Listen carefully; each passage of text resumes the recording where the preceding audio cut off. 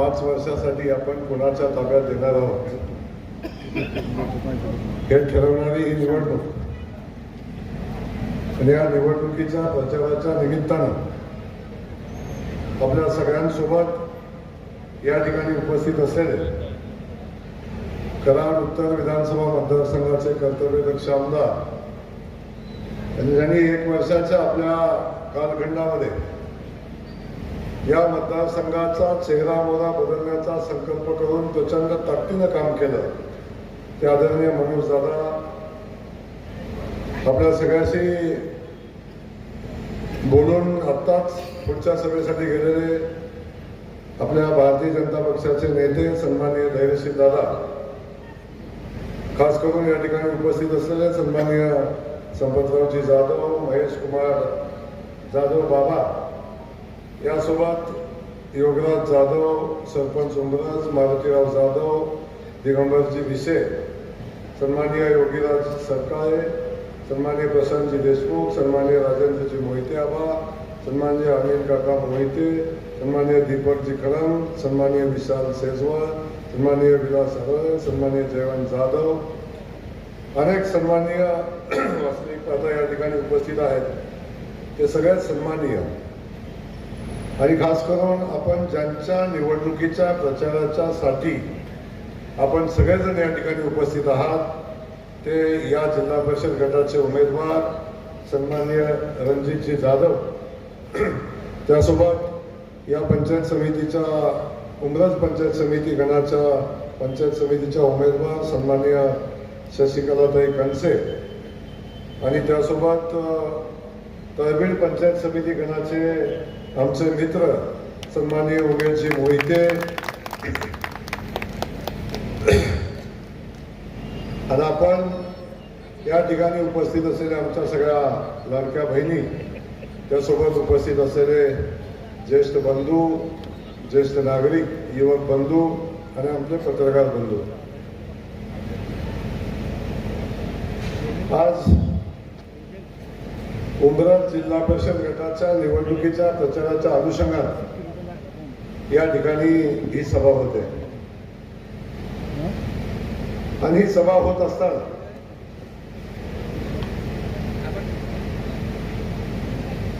या सभा नेमक्या का होता,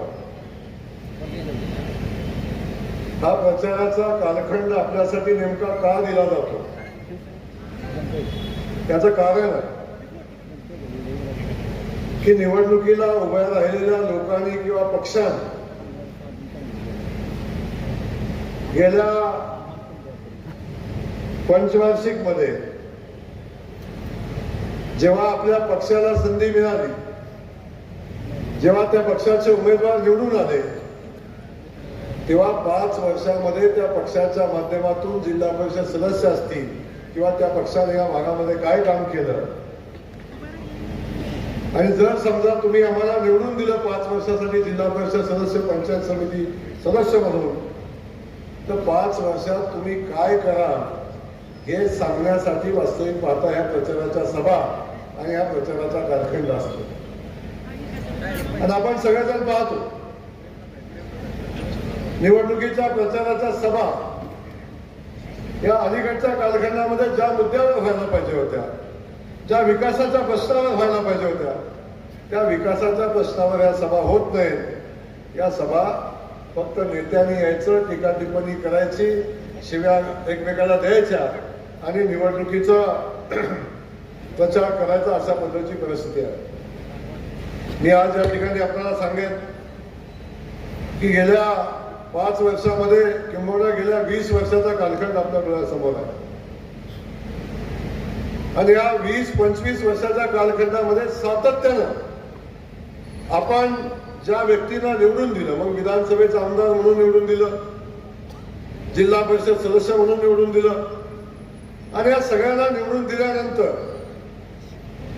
ज्या 20-25 वर्षाच्या कालखंडामध्ये असेल किंवा पाठीमागच्या 5 वर्षाच्या कालखंडामध्ये असेल, त्याने आपल्या गावासाठी काय केलं, त्याने आपल्या भागासाठी काय केलं, याचं उत्तर वास्तविक पाहता जेव्हा निवडणुकीला हे सगळे येतात तेव्हा त्यांनी दिलं पाहिजे.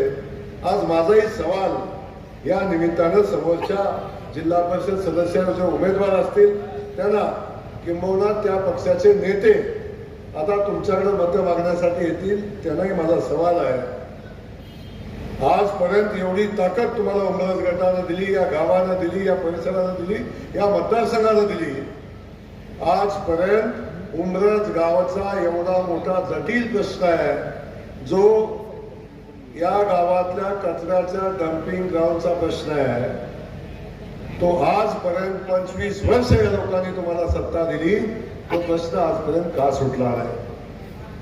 त्या प्रश्नाला आजपर्यंत न्याय का मिळाला नाही? आजही आपण पाहतो की त्या कचऱ्याची अवस्था, नदीच्या बाजूला डम्पिंग ग्राउंड, काय अवस्था त्या भागाची आहे, त्याच्याकडे आपण कधी पाहणार आहोत का नाही? या गावाचा तो विषय कधी संपणार आहे का नाही? हा माझा सवाल आहे. आणि मी या उमरजकरांना सांगतो, तुम्ही भारतीय जनता पक्षाचा उमेदवार जिल्हा परिषदेला निवडून द्या, राज्याचा ग्रामविकास मंत्री म्हणून जयकुमार गोरे आपल्याला शब्द देतोय, या कचऱ्याचा, या डम्पिंग ग्राउंडचा प्रश्न, या कचऱ्याचा विल्हेवाट लावण्यासाठी कंपोस्ट जो प्लॅन आपल्याला करायला लागेल, तो प्लॅन नगरपालिका तर करूच आपण याची, नगरपालिका नाही झाली तरी सुद्धा ग्रामविकास खात्याच्या माध्यमातून जेवढा निधी या उमरज गावाला लागेल तेवढा सगळा निधी देण्याचं काम या निमित्तानं ग्रामविकास खातं आपल्यासाठी करेल. यासोबत आपण बघितलं, माझा दुसरा सवाल आहे, इथं संरक्षण भिंतीचं काम गेल्या अनेक वर्षापासूनची आवश्यकता आहे. 25 वर्ष ही लोक तुमच्या पाठीशी उभे राहतात, 25 वर्ष तुम्हाला न्याय देतात, तुम्हाला आशीर्वाद देतात, मग का हे प्रश्न सुटत नाही?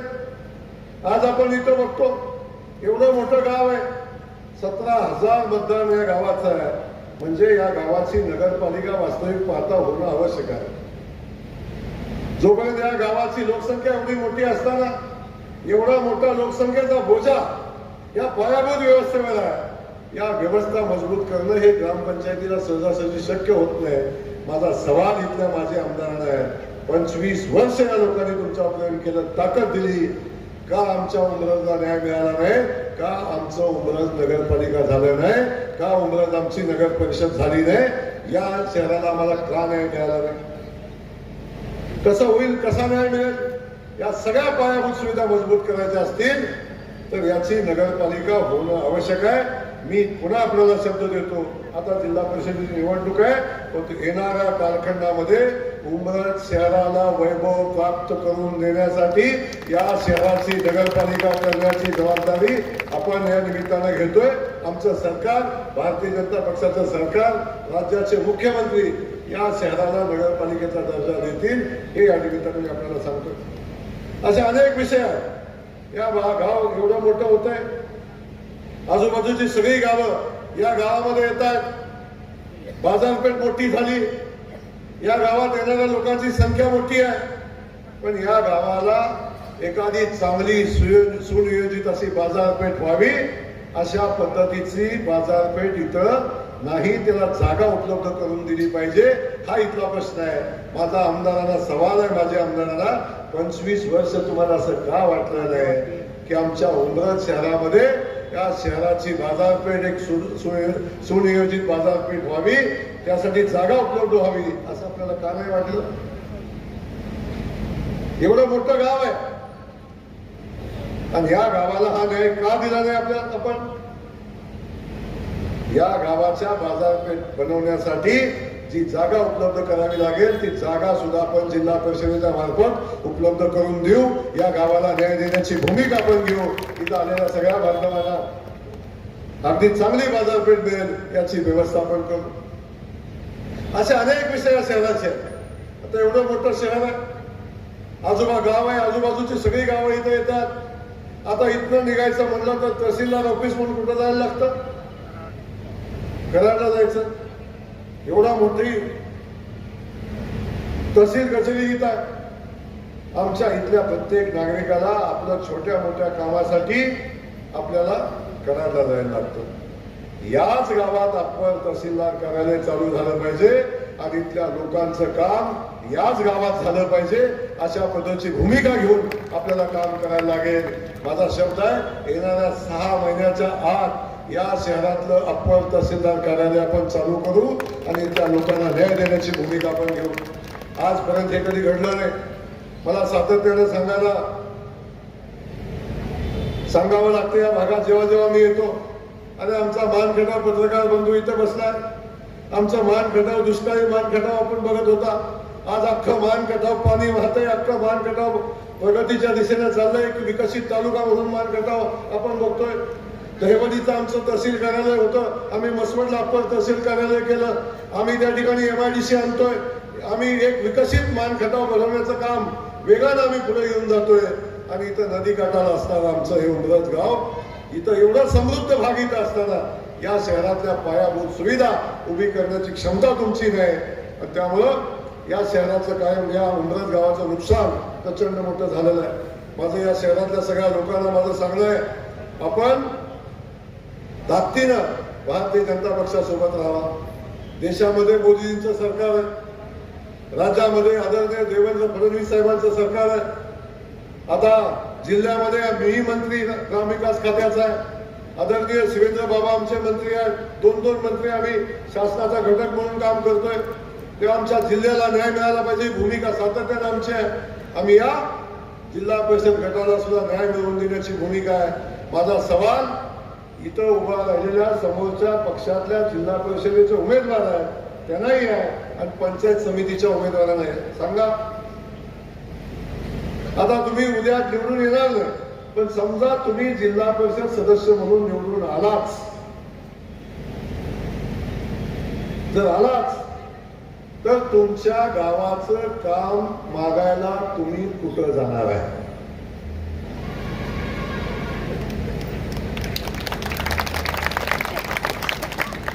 सगळा सवाल आहे, कुठं जाणार? ज्या खात्याचा मी मंत्री आहे,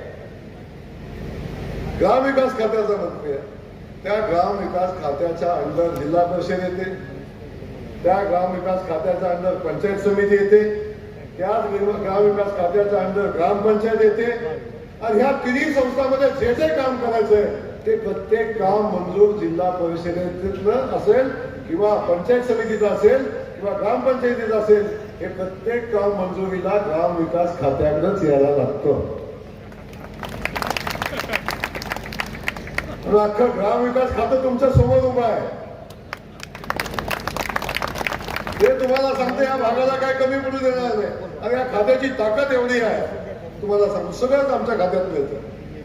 अगदी बाळ जन्माला आल्यापासून आमच्या बहिणीचं बाळंतपण करण्यासाठी लागणारे सगळ्या व्यवस्था आमच्या ग्रामविकास खात्यात उभ्या राहतात.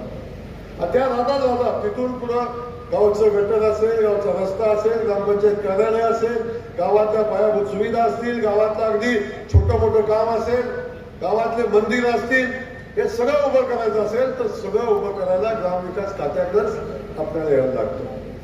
नव्हे ते कशाला, अगदी स्मशानभूमी बांधायची असली तरी सुद्धा ग्रामविकास खात्याकडेच यायला लागतं. आणि स्मशानभूमीतला आतला जो कट्टा असतो ना, तो कट्टा जरी बांधायचा असला तरी ग्रामविकास खात्याचा कडेच यायला लागतं. तेव्हा माझा सवाल समोरच्या लोकांना आहे, सातत्याने या भागाला मागं ठेवायचं काम केलंय. आता तुम्हाला माझी विनंती आहे, आता ग्रामविकास खातं इथे येऊन तुम्हाला विनंती करते, या गावाला, या जिल्हा परिषद गटाला, दोन्ही पंचायत समिती गणाला लागेल ते सगळं देण्याचा शब्द या निमित्तानं मी देतोय. आता तुम्ही फक्त तुमची जबाबदारी पार करा, तुम्ही तुमचं काम करा, बाकी सगळं काम आम्ही करतो. या गावातलं जे जे काम आमचा रणजित सांगेल ते प्रत्येक कामाला न्याय देण्याची भूमिका ग्रामविकास खात्याचा मंत्री म्हणून जयकुमार गोरे घेईल, आमचे मुख्यमंत्री घेतील. हा शब्द या निमित्ताने मी आपल्या सगळ्यांना निमित्ताने देतो. त्यासोबत आपण बघतो पंचायत समितीचे 2 उमेदवार आमच्या इथं आहेत. त्यातलं पंचायत समिती इतकी तर आहे उमरतची, मला वाटतं एकाच गावची पंचायत समिती असेल. 3 छोटी गावं, म्हणजे एक पंचायत समिती गण आणि आमची 2 छोटी गावं आहेत. म्हणजे एक पंचायत समिती गण फक्त एका गावाचा, आमच्या 2 बाजूच्या छोट्या गावांचा. त्या पंचायत समिती सदस्याला सांगितलं, मी जे जे गावाला शब्द दिलाय, आता इथं सांगितलं मला एक चिठ्ठी आली, त्या लोकांचं म्हणणं उमरज विकसित होते आमचं, पण उमरजमध्ये आमच्या युवकांना एक कौशल्य विकास, युवकांच्या मध्ये कौशल्य विकास करणारं एक ITIचं कॉलेज आमच्या या उमरजमध्ये व्हावं अशा पद्धतीची एक चिठ्ठी आली आणि आमचं सरकार कौशल्य विकासावर काम करतं. नवीन पिढीतलं उद्योजक घडवण्याचं, हाताला काम देण्याचं काम आमचं सरकार करतं. त्यावेळी या ठिकाणी ITI कॉलेज झालं पाहिजे, याच्यासाठी मुख्यमंत्र्यांकडे वकिली करण्याचं काम मी करेन आणि या उमरज शहराला न्याय देण्याची भूमिका घेऊ. तुम्ही मला सगळेच कसं देतो म्हणताय, पण तुम्हाला खरं सांगतो, सगळंच देण्याची क्षमता आमची आहे. सगळं देण्याची क्षमता आमच्या सरकारची आहे. आणि ही गावखेडी मागे राहिली, ही गावखेडी मजबूत होण्याची आवश्यकता होती, ते झालं नाही. याला कारण आहे असे आमदार निवडून दिले. तुम्ही काय सांगू तुम्हाला, 15 वर्ष झालं मी भाषण करून करून दमलो करून, यंदा माझं ऐकलं, धन्यवाद. 15 वर्ष भाषण केलं म्हणणार, अरे वरती बसलेले त्यांचे पिताजी सुद्धा वैतागले, बदला ह्याला हे नाही कामाचं.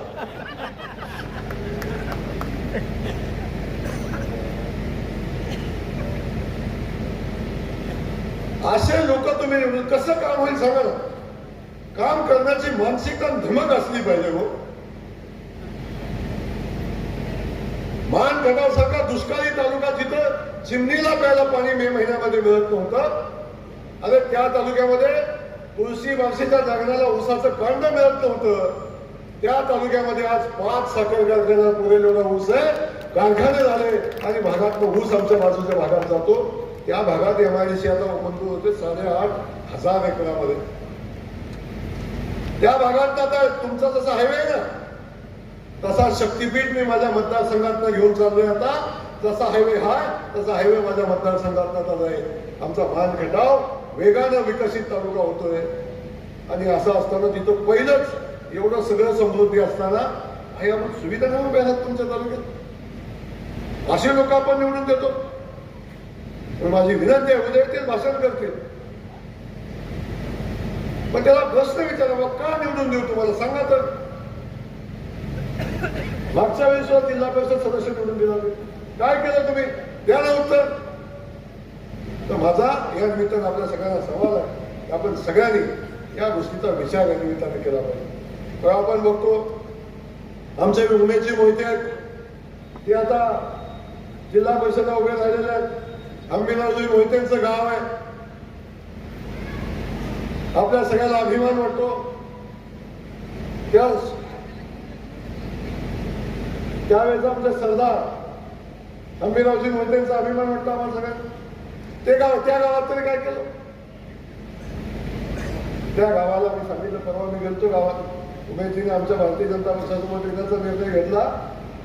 त्या गावाला शोभेल असं केलं, पण त्या गावाला शोभेल असं, त्या गावाला जेव्हा त्या ठिकाणी अंबिरावजी मोहितेजींचं गाव आहे, त्या गावाला आम्ही तीर्थक्षेत्र पर्यटनाचा दर्जा देऊ आणि त्याला ब वर्ग पर्यटन क्षेत्र करू आणि त्या ठिकाणी 5 कोटी रुपये विकासाला देण्याची घोषणा आम्ही केली.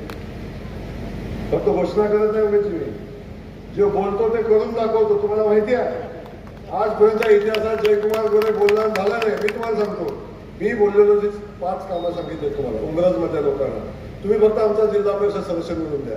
न निवडून देता मागितलं तर अडचण होईल. तुम्ही निवडून द्या. सांगितलेलं प्रत्येक काम नाही झालं तर पुन्हा मग माझ्या कानाला धरा. तुम्ही पण आमच्यासारखंच निघाला म्हणून सांगा. एक भूमिका घेऊन आपण जेव्हा काम करतो तेव्हा खरं तर भागाचा विकास होतो, गावाचा विकास होतो.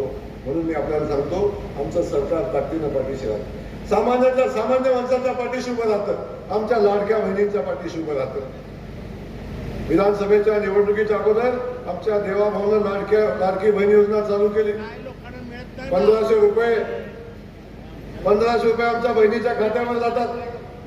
आपल्या सगळ्यांना माहिती आहे, 1500 रुपये आमच्या बहिणीच्या खात्यावर महिन्याला जातात.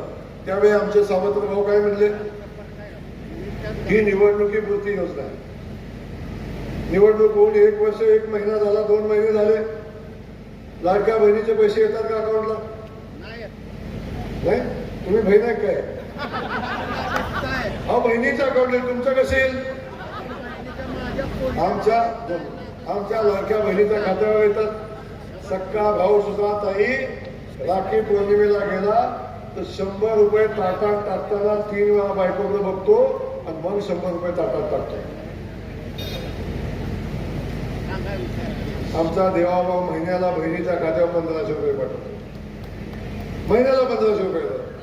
सगळ्या शेतकरी बांधवांच्या खात्यावर मोदींचे पैसे येतात. आमच्या फडणवीस साहेबांचे 6000 रुपये येतात. 12,000 रुपये वर्षाला आमच्या शेतकरी बांधवांच्या खात्यावर येतात. आपण बघतो सगळ्या शेतकरी बांधवांचं लाईट बिल आमच्या देवाभाऊनं 5 वर्षासाठी माफ केलंय. आता शेतकऱ्याला लाईट बिल भरायला लागत नाही. जी घोषणा, जे आश्वासन आम्ही दिलं ते प्रत्येक आश्वासन आम्ही पाळलं. आता देवाभाऊनी घोषणा केली जून जुलै महिन्यामध्ये आमच्या सगळ्या शेतकरी बांधवांचं कर्ज माफ करण्याचा निर्णय आमचं सरकार घेईल. अशा पद्धतीची भूमिका आमच्या सरकारने घेतली. जो शब्द आम्ही देतो तो शब्द आम्ही पूर्णत्वाला घेतो. आणि आता तर सुदैवानं तुमच्या मातीतला जिल्ह्याचा सुपुत्र ग्रामविकास खात्याचा मंत्री आहे, तेव्हा माझी जबाबदारी आहे या जिल्ह्यातल्या प्रत्येक गावाची सेवा करणं, या जिल्ह्यातल्या प्रत्येक गावाला न्याय देणं ही माझी जबाबदारी आहे. आणि त्या जबाबदारीच्या भावनेत मी तुम्हाला शब्द देतोय. तुम्ही फक्त आमचे जिल्हा परिषद सदस्य आणि पंचायत समिती सदस्य आपण निवडून द्या. बाकी सगळी जबाबदारी आम्ही भारतीय जनता पक्ष म्हणून आणि मंत्री म्हणून, मी असेल, शिवेंद्र बाबा असतील, आमचे मुख्यमंत्री असतील, आम्ही सगळेजण आपली जबाबदारी घेऊ. 5-7 तारखेला तुम्ही कमळाची काळजी घ्या. आमचे देवाभाऊ सातत्याने सांगतात 7 तारखेला तुम्ही कमळाची काळजी घ्या. 5 वर्ष आम्ही तुमची काळजी घेऊ. ही भूमिका घेऊन आम्ही या ठिकाणी सांगतो.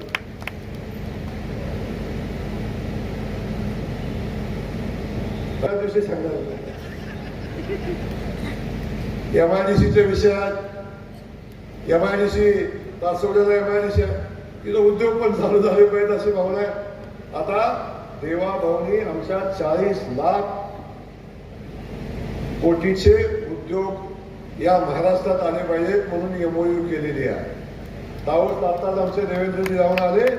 त्याचा एखादा छोटा मोठा उद्योग तरी आमच्या या ठिकाणी यावा अशी विनंती नक्की मी करेन. काळजी करू नका. तेव्हा सुटी एक सगळे प्रश्न एकत्र सुटणार नाही. मी पण काय जादूची कांडी घेऊन आलो असं नाही, परंतु आमचे प्रश्न सोडवण्याची आमची भावना आहे, प्रामाणिक प्रयत्न आहे. आणि ते प्रयत्न आम्ही करू आणि या जिल्हा परिषद गटाला न्याय देण्याची भूमिका आम्ही घेऊ.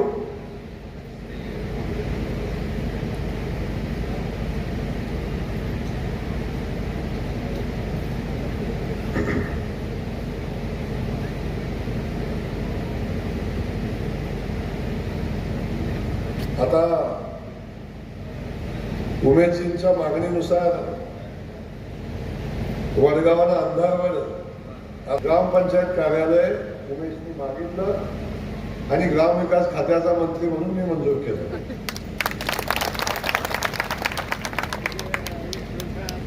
आता मला ग्रामविकास खात्याच्या मधनं ग्रामपंचायत कार्यालय मंजूर होतं ते माझ्या सहीनं होतं. हे माझ्या सहीनं मंजूर झालेलं कार्यालय सुद्धा आम्ही आणलंय म्हणतात घडी. मला कळत नाही, वाजंत्र्याचं काम असतं नवरदेवाला स्टेजवर पोचवायचं, हे का नाही? वाजंत्री जर स्टेजवर चढले तर कसं होईल? हे काम आमचं आहे, हे काम आम्ही आणलेलं आहे. आता मी तर मंत्री आहे, करून दाखवा म्हणा. मी आता थांबवतो, तुम्ही करा. काम थांबवणार नाही, मी विकासासाठी काम करतो. मला विरोधकांनी काम मागितलं तरी द्यायची माझी भावना असते. काम थांबवणार नाही, पण एक लक्षात घ्या की शेवटी ज्याचं श्रेय आहे त्याला दिलं पाहिजे. आणि जर श्रेय घ्यायची एवढी इच्छा असेल तर आपण मेहनत केली पाहिजे. करा करा, आपण मेहनत केली पाहिजे. मेहनत करा. उगाच दुसऱ्याच्या पोराचं वारसं घालायचं पुन्हा असं चालणार नाही. त्यासाठी मेहनत करायला लागते, त्यासाठी आपण काम आणायला लागतं, मागायला लागतं. त्यामुळं चिंता करू नका, जनतेला माहिती आहे, तुम्ही काळजी करू नका. आपण ताकदीनं सगळ्यांनी मिळून काम करूया आणि येणाऱ्या 7 तारखेला कंबाच्या चिन्हाच्या समोरचं बटन आपण दाबा आणि आमचे 3 उमेदवार म्हणजे बघा जवान आहे का नाही चांगला, दिसायला पण बघा चांगला आहे. आमचे तिन्ही उमेदवार आपण ताकदीनं निवडून द्या.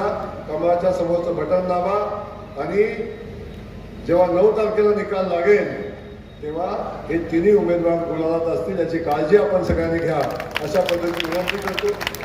सह्याद्री कारखान्याचे माजी संचालक माणिकरावजी पाटील साहेब आणि तिन्ही उमेदवारांना साथ देण्यासाठी स्टेजवर उपस्थित आहे, त्यांचंही मनापासून या ठिकाणी आभार मानतो, त्यांचं कौतुक करतो.